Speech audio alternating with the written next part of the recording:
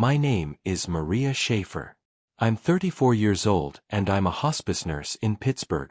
On January 16, 2025, at exactly 9:51 p.m., my grandmother Eleanor died after emergency surgery while I sat alone in the waiting room. I had called my parents 3 times. Neither of them came. 18 minutes after my first call, my father John sent me a text that read, "You're already there. We'll come if she actually dies." She did. A week later at her funeral, the pastor opened a sealed note my grandmother had left behind. The first line said, "If John is here, do not let him speak for me." What my parents didn't know was that my grandmother had been preparing for that moment for a very long time. And they definitely didn't know I'm a hospice nurse who documents everything. Every timestamp, every missed call, every visitor log, every lie. The call came at 4:32 p.m. on a Thursday. I was finishing my shift at Three Rivers Hospice, sitting in the break room with a cup of coffee I hadn't touched yet. My phone lit up. UPMC Presbyterian. I've been a hospice nurse for 11 years. You learn to read the tone in someone's voice before they finish their sentence. The charge nurse transferred me to Dr. Laura Fitzpatrick. She didn't waste time. "Miss Schaefer, your grandmother Eleanor was brought in by ambulance 20 minutes ago. Perforated bowel, advancing sepsis. We need her in surgery within the hour. I need you to understand this is high risk. Her age, the infection, the strain on her heart. She may not survive." I grabbed the napkin under my coffee and started writing. Perforated bowel. Sepsis. High risk. I didn't need to write it down. I know what those words mean. But writing keeps me in control. "I'm coming. 15 minutes. Is there other family we should contact?" "I'll call them," I said. And I hung up. I immediately dialed my father. 4 rings. Voicemail. I called my mother. 6 rings. Voicemail. I stared at my phone, trying to process the fact that neither had picked up during a family emergency. Then I opened our family group chat and typed, "Grandma in emergency surgery. UPMC Presbyterian. Critical. Need you here now." Sent at 4:51 p.m. Delivered immediately. Then, seconds later, read by John. Read by Diane. I waited. I grabbed my coat, grabbed my bag, knocked over my untouched coffee. Nothing. I got in my car and drove. At 5:02 p.m., my phone buzzed. Not a call. A text from my father. "You're already there. We'll come if she actually dies." I read it twice. Then a third time. A car honked behind me. The light had turned green. I drove. I parked on level 3, spot C29. I photographed the parking sign so I wouldn't forget where I was, which tells you everything about the state of my mind. Then I walked into the hospital, took the elevator to the ICU, and checked in. The nurse, Bethany, handed me visitor badge A1293. "Are other family members coming?" "They said they were," I told her. I lied. I don't know exactly why. Maybe because admitting the truth, that my father had just told me he would only come if his mother died, was too humiliating to say out loud to a stranger. Bethany walked me to the ICU family waiting room. Pale blue walls. 8 chairs. A vending machine. A window looking out over the parking lot. 9 other people already there, an elderly man asleep, a woman knitting, 2 sons whispering in the corner. I sat in chair D7, facing the hallway to the OR. At 6:11 p.m., they took Eleanor into surgery. A nurse told me it could be 2 to 4 hours. Over the next 4 hours, I sent updates every 30 minutes like I was filing a police report. Still waiting. No news yet. Read at 6:44. No reply. Surgeon hasn't come out. Read at 7:15. No reply. Every message read within minutes. Not one got a response. At 8:15 p.m., I bought coffee from the vending machine, $2.50, too hot. I burned my tongue, but kept holding the cup because I needed something in my hands. An older woman beside me asked how long I'd been waiting. Almost 2 hours. Is your family with you? I looked at her. I wanted to tell her the truth. They're coming, I said instead. She smiled. Good. No one should wait alone. I walked back to my chair before I started crying. At 9:47 p.m., the OR doors swung open. Dr. Fitzpatrick walked out, still in her surgical cap, mask pulled down. I stood up. I have seen that face 100 times in my line of work. I know what it looks like when someone is about to tell you that the person you love is gone. Miss Schaefer, I'm so sorry. We did everything we could. Her heart couldn't sustain the procedure. She arrested at 9:51 p.m. We were unable to resuscitate. I heard myself ask, was she in pain? She was under anesthesia the entire time. She didn't suffer. I nodded. I thanked her. I don't know why I thanked her. They let me see Eleanor in a small room off the ICU. She looked smaller than I remembered. Her hands were still warm. I stayed 10 minutes. I sat next to her and whispered, I'll protect you. I don't care what they say. I'll make sure people know who you really were. Then I walked out, sat on a bench near the elevators, and called my father. He picked up on the third ring. Dad, Grandma didn't make it. She died in surgery. 3 seconds of silence. Okay. We'll handle arrangements tomorrow. I waited for more. Anything. That's it? My voice cracked. That's all you're going to say? What do you want me to say, Maria? She's gone. I want you to say you're sorry you didn't come. I want you to ask if I'm okay. You're fine, he said. You work with dying people. This is what you do. He hung up. Call duration, 47 seconds. I took a screenshot. I called my mother next. She picked up on the second ring. I could hear the television in the background. Mom, Grandma's gone. A pause. Oh, well. I suppose that's for the best. She was suffering. She wasn't suffering. She had a ruptured bowel. It was sudden. Still, at her age. Are you coming to the hospital? What for? She's already gone, isn't she? Your father will take care of the details. She hung up. I sat on that bench for 20 minutes. Then I drove home. I didn't cry. I didn't scream. I sat at my kitchen table and started making a list. The next morning, my father called at 9 and told me I should coordinate with the funeral home, since I was off work anyway. I'm not off work, Dad. I took emergency leave. Well, you're a nurse. You know how these things work. I'm a hospice nurse, not a funeral director. He sighed like I was being difficult. Maria, just do it. We trust you. I met with the funeral director that afternoon. He was kind, early 60s, silver hair, soft voice. As I signed paperwork, he asked gently whether my parents would be involved in the planning. My father thinks I should handle it because I work with dying people. He set his pen down. That's not the same as burying your own. Before I left, he mentioned that Eleanor had prearranged some things 2 weeks prior. She'd chosen the casket, picked the hymns, written instructions, and she'd left 2 sealed envelopes. One with Pastor Callahan at St. Agnes. One with her attorney, Gerald Pute. Did she say what was in them? He shook his head. Just that they were only to be opened if certain people were present.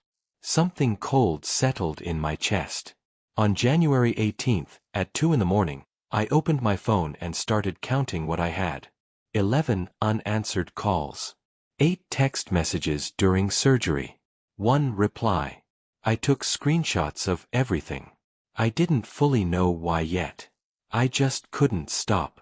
On January 19th, I requested the official visitor log from UPMC. They printed it that afternoon. January 16th, 2025. Patient, Eleanor Schaefer. Visitor, Maria Schaefer. Badge A 1293. 4:45 p.m. to 10:22 p.m. No other names.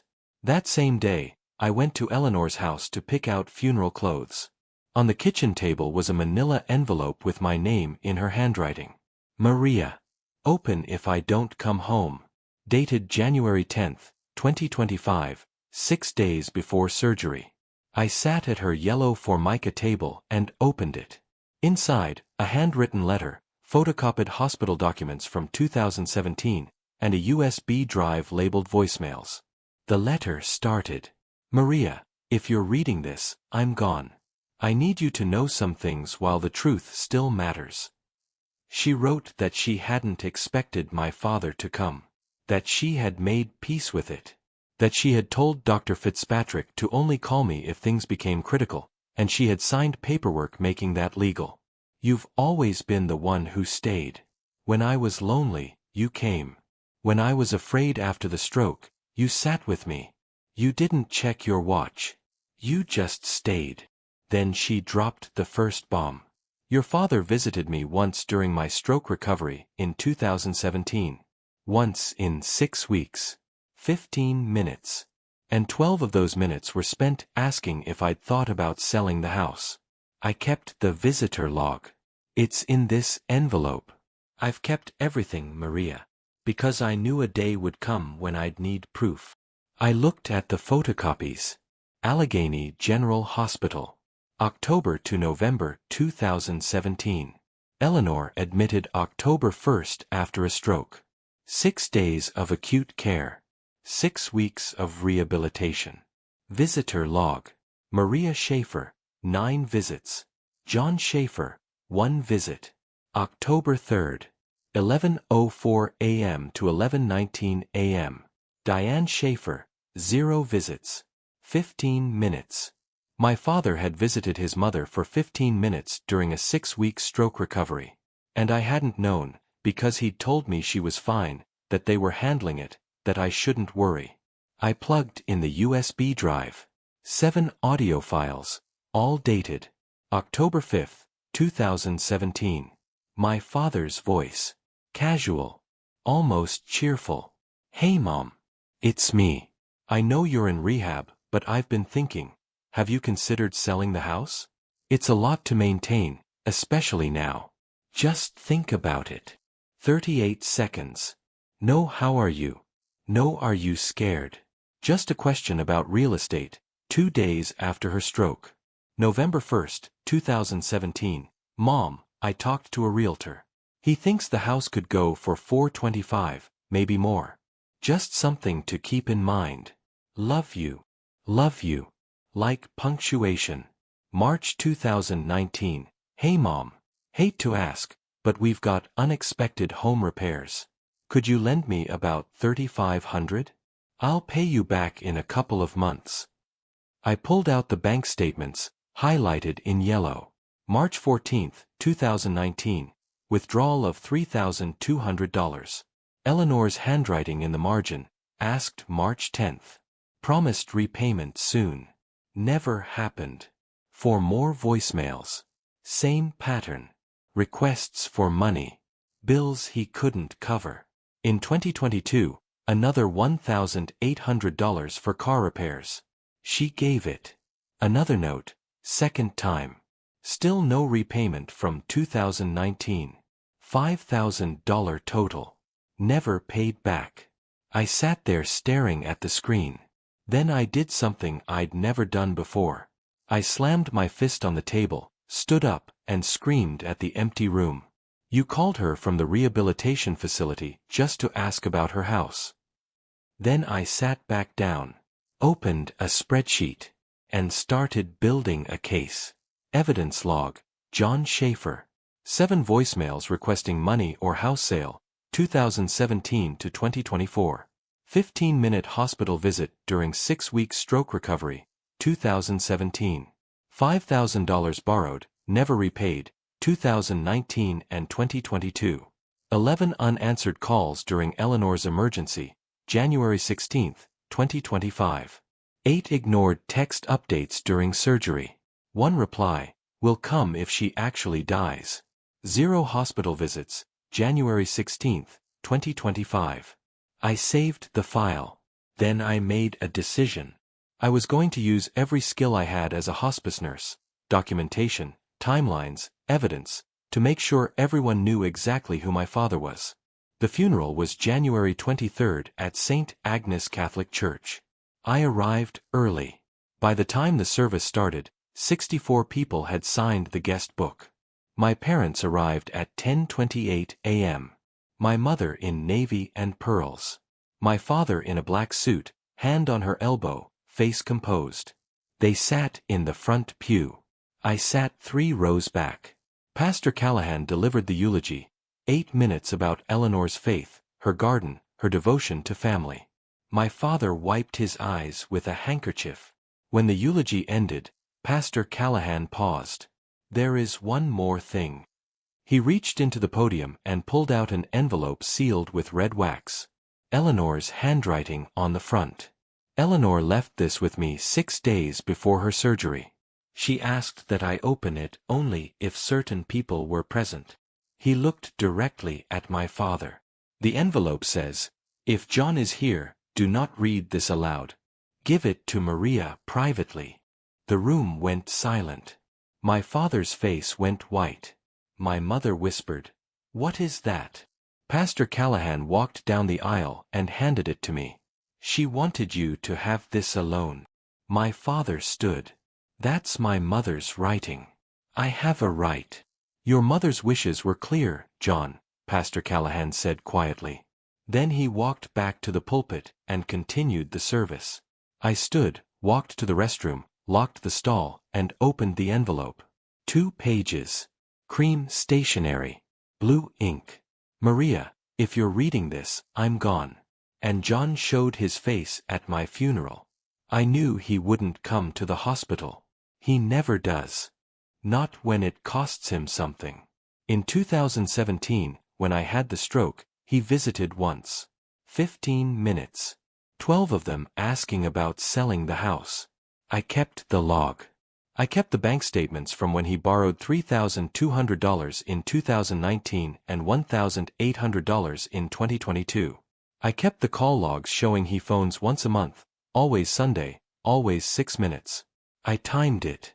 I told Dr. Fitzpatrick to only call you if I became critical. I signed the paperwork. It is legal. I will not die waiting for him to care. You stayed, Maria. You always have. You are the daughter I needed. He is the son I raised, but not the son I deserved. The house is yours. The will is filed. Pastor Callahan has a copy. Gerald Pute has another. John will be angry. He'll say I was senile or that you manipulated me. Let him. You have the logs, the statements, the voicemails. The truth is simple. He wanted what I owned, not who I was.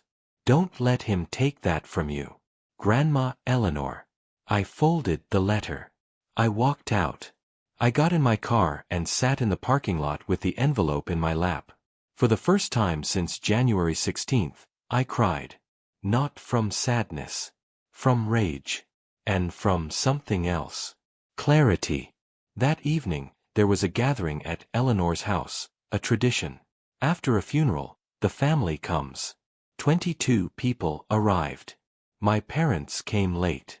I stood in the living room at 3:30 p.m. holding Eleanor's letter. I have something Grandma wanted you all to know. My father stood. Maria, this isn't the time. Sit down, John. Pastor Callahan's voice from near the fireplace. Quiet but absolute. Eleanor asked for witnesses. Stay. My father sat. I read the letter aloud. Every word. I didn't editorialize. I just read. In 2017, he visited once. 15 minutes. 12 of them asking about selling the house. He is the son I raised, but not the son I deserved. When I finished, I folded the letter and looked at my father. His face was red. My mother stared at the floor. My Aunt Carolyn stood up and walked out without a word. She was my mother, my father said, voice shaking. Then where were you when she was dying? Silence. You texted me. We'll come if she actually dies. Do you remember? We were busy. You were already there. Because she signed legal paperwork asking the hospital not to call you. Because you trained her to expect nothing. I pulled out my phone. She left the house to me. The will is filed. If you want to contest it, go ahead. I have 6 years of receipts to show a judge.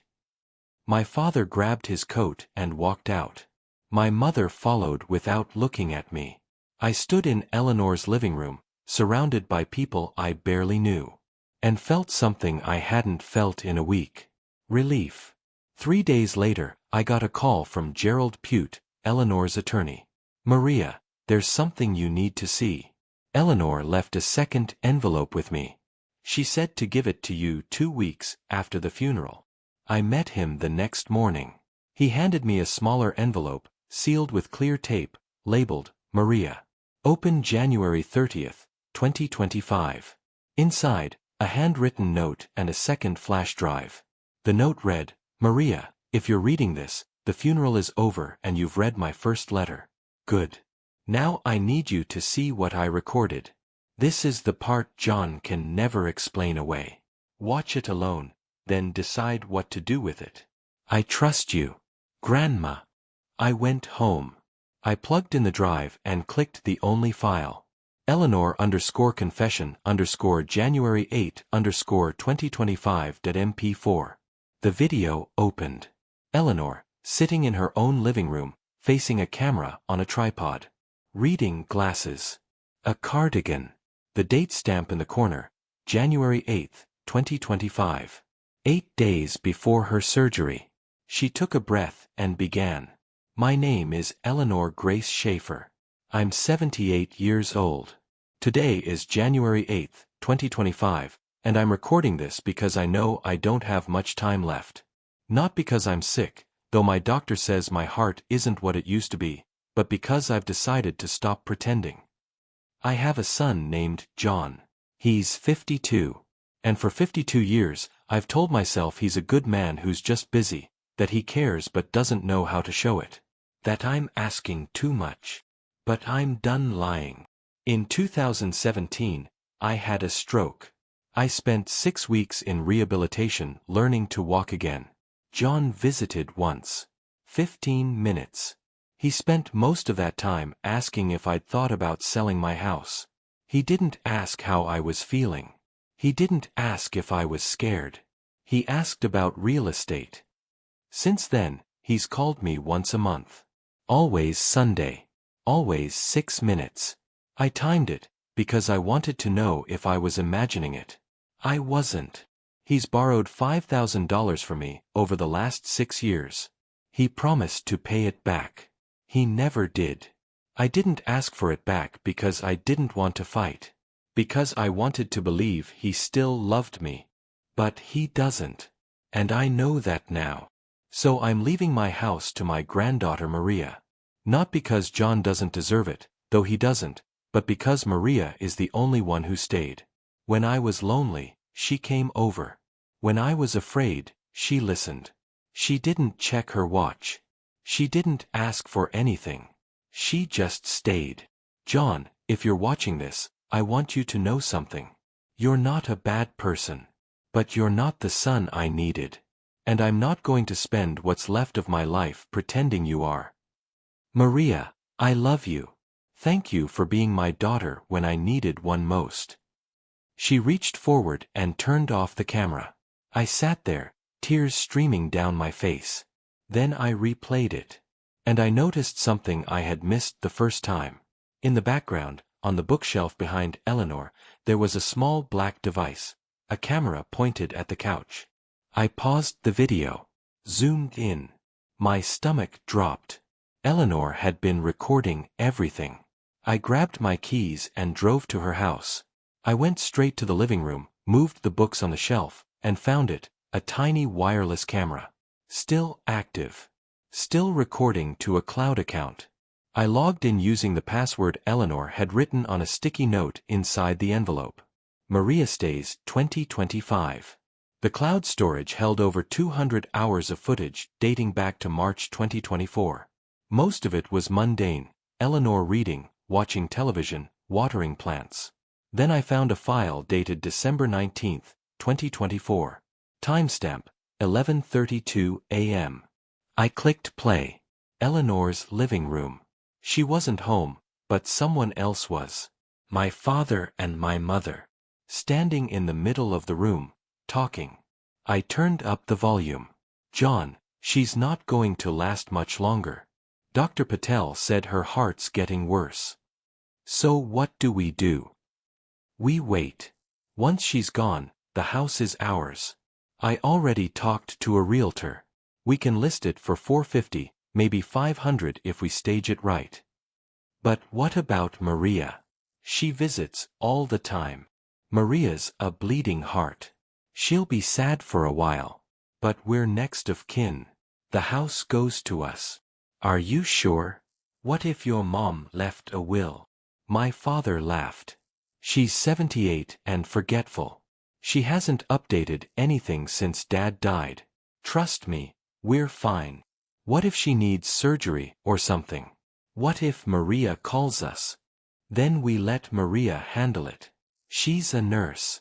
That's literally her job. My mother hesitated. I don't want people to think we're bad people. No one's going to think anything, Diane. We'll show up to the funeral. We'll cry. We'll say nice things. That's all anyone remembers. The video continued for another 3 minutes. They talked about contractors, staging, closing costs. Then they left. I sat in Eleanor's living room, completely frozen. My mother knew. She knew my father was waiting for Eleanor to die. She knew they were planning to sell the house before the body was cold. And she had gone along with it. I grabbed my phone and called Gerald Pute. I need to see you. Now. Gerald watched both recordings without saying a word. When the footage ended, he leaned back in his chair. Your grandmother was sharper than most attorneys I know. Can we use this? Absolutely. He opened a file on his desk. Eleanor updated her will on January 11, 2025. She left the house and all assets to you. She also included a clause specifically disinheriting John, citing abandonment and financial exploitation. I witnessed it, along with Pastor Callahan and her physician, Dr. Patel. So it's ironclad? It should be. But knowing your father, he's going to fight. I was right. On February 3, 2025, my father filed a contest against Eleanor's will. He claimed she had been unduly influenced, that she wasn't of sound mind, that I had manipulated her. Then on February 10, I received a call from a notary named Kathleen Briggs. She said Eleanor had contacted her in early January to notarize some documents. One was a signed statement dated January 9, 2025, affirming that Eleanor was of sound mind and that all changes to her will had been made freely and without any outside pressure. But that wasn't why I called, Kathleen said. Your father came to see me on January 28. He brought a document he claimed was your grandmother's will. He wanted me to notarize it retroactively, said it had been signed in 2023 but never properly witnessed. What did the document say? That the house would be split between him and you. 50-50. My blood went cold. Did you notarize it? No. Because the signature didn't match the one I had notarized 2 weeks earlier. I told him I couldn't help him. He became angry and left. I called Gerald immediately. My father tried to forge a will. A moment of silence. Do you have proof? The notary will testify. Then we have him. The court date was April 3, 2025. Gerald presented Eleanor's updated will, notarized and witnessed by 3 people. Gerald, Pastor Callahan, and Dr. Patel. Eleanor's signed statement from January 9, affirming her full mental competency. The visitor logs from 2017 showing John's 15-minute visit. Bank statements showing $5,000 in unreturned loans. Voicemail transcripts, 7 recordings, dated. An affidavit from Dr. Fitzpatrick stating Eleanor had been fully clear and competent when discussing her advanced directive. Eleanor's video confession, played in full for the courtroom. The hidden camera footage from December 19th, my parents in Eleanor's living room, planning to sell the house. Kathleen Briggs's testimony about the forged will attempt. My father's attorney had nothing. He tried to argue that Eleanor had been confused and that I had taken advantage of her fear. But the evidence was overwhelming, 9 separate pieces, each corroborating the others. On April 10th, the judge dismissed the case. He said, and I kept a copy of this. Mrs. Schaefer spent 2 years building an ironclad record of her wishes. There is no evidence of incapacity or undue influence. This case is without merit. My father walked out of the courtroom without speaking. I never heard from him again. My mother called 2 months later. June 15, 2025. I almost didn't pick up. I'm leaving your father, she said. Her voice was shaking. I said nothing. I didn't know, she said. About the money. About the hospital. He told me you were exaggerating, that Eleanor was confused. I wanted to believe him. You were on that camera footage, Mom. You knew he was waiting for her to die so he could sell the house. A long silence. I know, she whispered. I knew. And I'm ashamed. I was scared of losing the house, scared of what people would think if we didn't get anything. So I went along with it. And I'm so sorry. Are you calling because you're sorry, or because you lost? Another silence. Both, she said quietly. I can't live with him anymore. Not after seeing what he did. Not after seeing what I let him do. Good. Can I visit sometime? I know I don't deserve it. I'll think about it, I said. And I hung up. I didn't hate her. I just didn't have room for her yet. By the end of summer, word had spread through the church community. My parents stopped attending St. Agnes. I heard they had moved to a different parish across town where no one knew the story. The house was mine. Legally, morally, completely. On February 14, 2026, Valentine's Day, I officially moved in. The temperature was 52 degrees, unseasonably warm for Pittsburgh in February. The sun was breaking through the clouds. The first thing I did was plant yellow roses in the front yard. Eleanor's favorite. I found her old gardening gloves in the shed, still carrying the smell of soil and lavender hand cream, and I used them to dig the holes. Inside, I set up what I called the memory wall in the living room. Photos of Eleanor in her garden. Her at my college graduation. Her laughing at some joke I can no longer remember. And in the center, in a simple silver frame, I hung her advanced directive. In the event of critical illness, surgery, or end-of-life care, only Maria Schaefer is authorized to be contacted and present. John Schaefer is explicitly excluded from notification. Beneath it, a small plaque I had made. Dignity at the end is earned, not inherited. Eleanor Schaefer, 1943 to 2025. People asked why I would frame something so painful. I told them the truth, because the truth shouldn't be hidden. Eleanor had spent too long protecting people from it.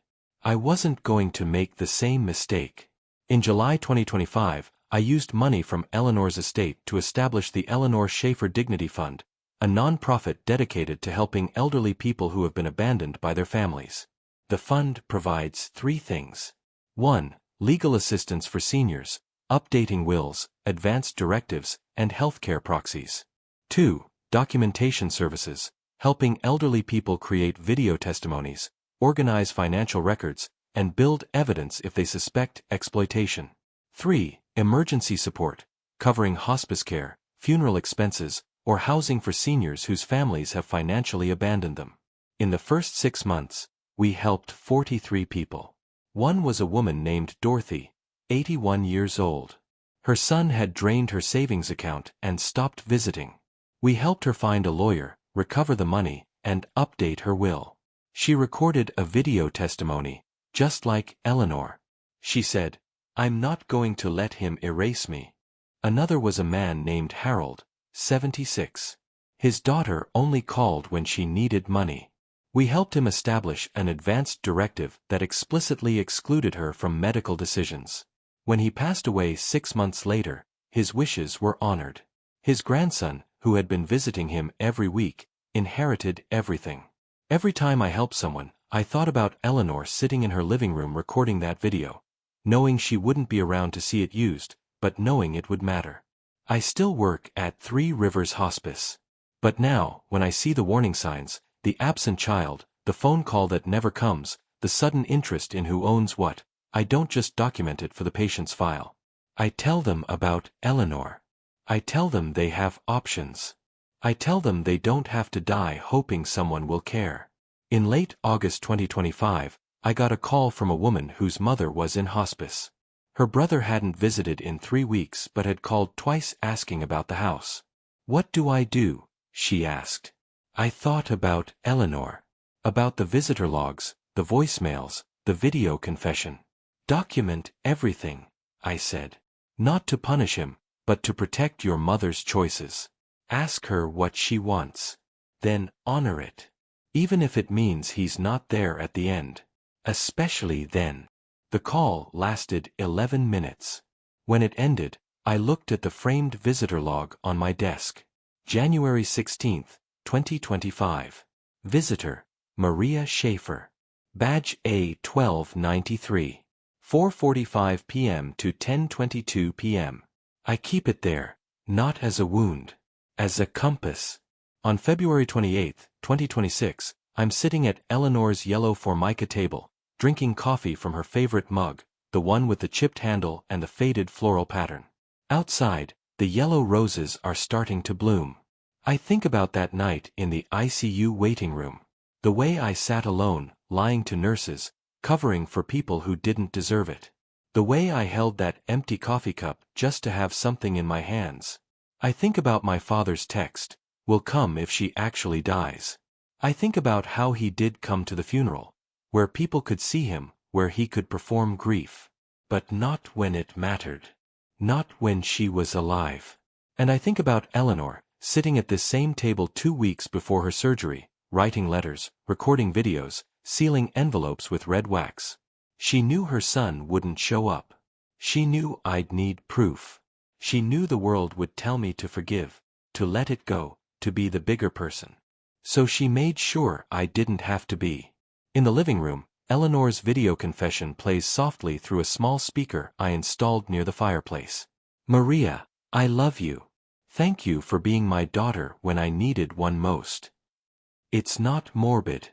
It's a reminder. A reminder that showing up isn't a favor. It's the whole point. A reminder that dignity at the end isn't inherited.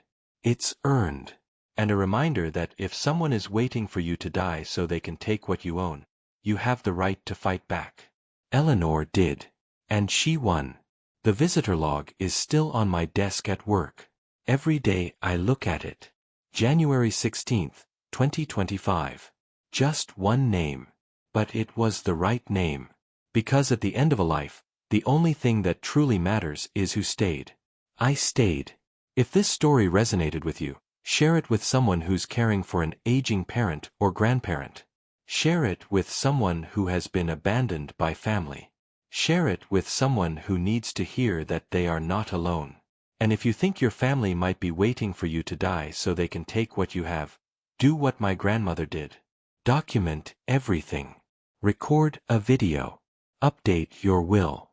Build your case. Because the people who love you will show up.